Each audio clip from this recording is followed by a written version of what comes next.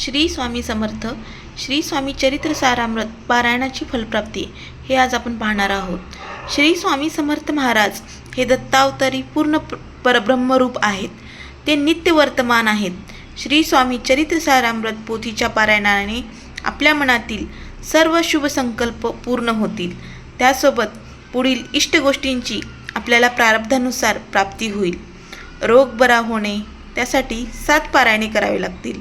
विद्याभ्यासात प्रगती, परीक्षेत यश यासाठी 7 पारायणे करावी लागतील. विवाह जमवून निर्विघ्नपणे पार पडणे एका दिवसात 1 पारायण. नोकरी मिळणे, व्यवसायात यश मिळणे यासाठी 7 पारायणे करावे लागतील. स्थावर मालमत्तेची अडलेली महत्त्वाची कामे होणे यासाठी 7 पारायणे करावी लागतील. पाठ श्रद्धापूर्वक करावा. पाठविधी वर दिलेला आहे. संकल्प म्हणताना वरील योग्य गोष्टीचा उल्लेख करावा. फलप्राप्ती आपल्या प्रारब्धानुसार होते हे मात्र लक्षात ठेवावे. श्री स्वामी चरित्र सारामृत अध्यायानुरूप फलप्राप्ती. अध्याय फलश्रुती. पहिला, घरात सुख शांती नांदेल, चित्तवृत्ती स्थिर होईल. दुसरा, सद्गुरूच्या कृपेचा प्रत्यय येईल, श्री गुरु कृपा होईल. तिसरा, तीर्थयात्रा घडेल, श्री दत्तक्षेत्रांना भेट देण्याची इच्छा निर्माण होईल. चौथा, सद्गुरु भक्तीमध्ये रममान व्हाल, मनातील संशय भावना दूर होईल. पाचवा, श्री गुरुचरणावर निष्ठा राहील, मनामध्ये शुद्ध भाव निर्माण होतील. 6वा, सत्तेची गुर्मी, संपत्तीचा सोस आणि खोट्या प्रतिष्ठेपासून मुक्त व्हाल. 7वा, मनांचा अहंभाव नाहीसा होईल, परमेश्वराविषयीची श्रद्धा वाढेल. 8वा, बाहेरची बाधा नाहीशी होईल, पूर्वकर्माचा त्रास होणार नाही. 9वा, परोपकारी वृत्ती बनेल, हातून दानधर्म घडतील.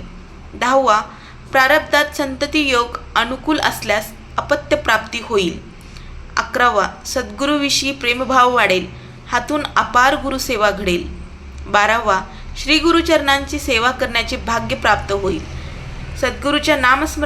13वा, सद्गुरूच्या नामस्मरणामध्ये सातत्याने वाढ होत राहील.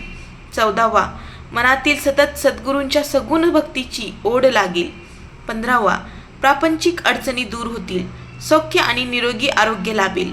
16वा, सद्गुरूवरील भक्तिप्रेमामध्ये रुची निर्माण होऊन मनस्वास्थ्य लाभेल. 17वा, संसारामध्ये श्रेय लाभेल, प्रापंचिक कटकटीपासून मुक्तता होईल. 18वा, संततीकडून रीतिरिवाज आणि परंपरेचा उचित मान राखला जाईल. 19वा, मनाचा चंचलपणा आणि स्वभावातील उतावीळपणा कमी होईल. 20वा, समाधानरूपी धन आणि आनंदरूपी संपत्ती प्राप्त होईल. आणि शेवटचा 21वा, आयुष्याच्या अंतापर्यंत सद्गुरूची अखंड कृपादृष्टीची साथ लाभेल. अशा प्रकारे आपण अध्यायाची फलश्रुती पाहिली आहे. सर्वांना श्री स्वामी समर्थ.